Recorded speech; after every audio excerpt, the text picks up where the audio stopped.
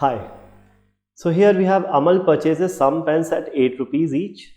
How many pens we don't know. We'll see to that later. To sell these, he hires an employee at a fixed wage. So his costing will be because of two things. First is because of the purchasing of pens, and the second will be because of the wage of this employee. Now he sells 100 of these pens at 12 rupees each, and the remaining pens are sold at 11 each. Fine. Then he makes a net profit of 300, while he makes a net loss of 300 if the remaining pens are sold at 9 each. So instead of 11 each, if the remaining pens are sold at 9 each, he, instead of making a profit of 300, he makes a loss of 300. So basically there is a reduction of 600 rupees in his revenue, right? Instead of earning 300 more than the total cost, he earns 300 less than the total cost. That means there is a change or reduction of 600 rupees in the total amount that he earns. And why is this 600 rupee reduction? Because he earns 2 rupee less per pen. So if he earns 2 rupee less per pen, that means, and total he earns 600 less. So the number of pens must be 600 by 2. 600 by 2 is 300. So pens which were being sold at 11 rupees each must have been 300. Right? So this is one way you can calculate the remaining number of pens, or you can make equations as well. So let's look at the equation part now. Let's say the number of remaining pens is x. Let's first figure out the total cost. So the total cost for Amal will be the total purchase price of the pens plus the fixed wage. Now the total purchase price will be total number of pens, which is 100 plus x. He sold 100 at 12 and the remaining x pens he sold at 11. So total pens that he must have bought is 100 plus x, and the cost price is 8 per pen plus the fixed wage of the employee, let's say W rupees. So this is the total cost. Now what about revenue in the first case? What is the total revenue in the first case? In the first case, the total revenue is 100 rupees are sold at 12 rupees each. So 100 into 12. And the remaining x pens are sold at 11 each. So x into 11 or 11x. This is total revenue in the first case. What about total revenue in the second case?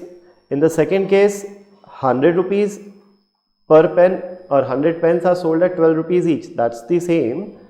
Plus the remaining x pens are sold at 9 each. So the selling price of these remaining pens will be 9x in the second case. Okay. Now in the first case, we know the total revenue is 300 more than the total cost. So total cost is 100 plus x into 8 plus w. So the total revenue will be 300 more than this. Correct?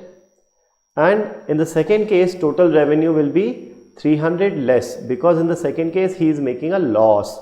Since he is making a loss, his revenue will be 300 less than the cost price, and the cost price is same as the cost price in the first case. Cost price is same effectively, right? So this is the cost price for the second case. Now how do we figure out the value of x here? Simple. Let's subtract the first equation from second equation. So you have 100 into 12 minus 100 into 12 is 0. 11x minus 9x is 2x, which is equal to, this whole expression gets subtracted from this equation, becomes 0, and then you have 300 minus of minus 300 is 600. So this is what we were talking about, right? A total reduction of 600 is because of 2 rupee reduction in one pen.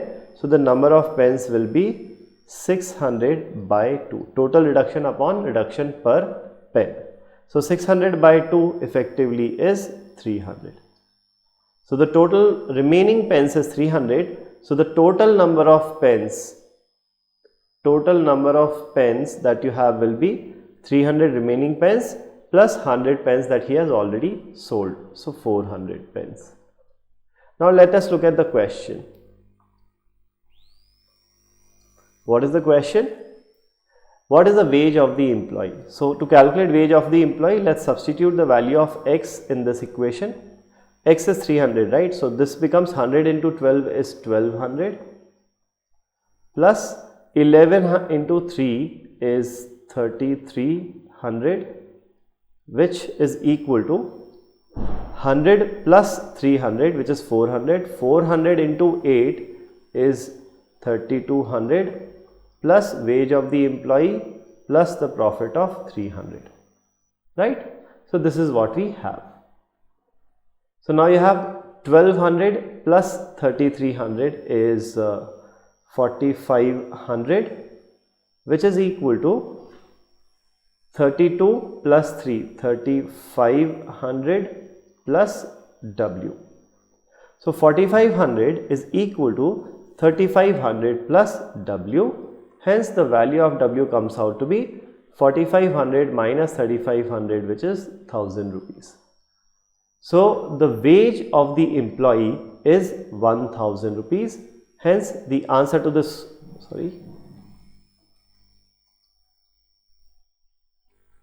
hence the answer to this question is 1000. Thank you.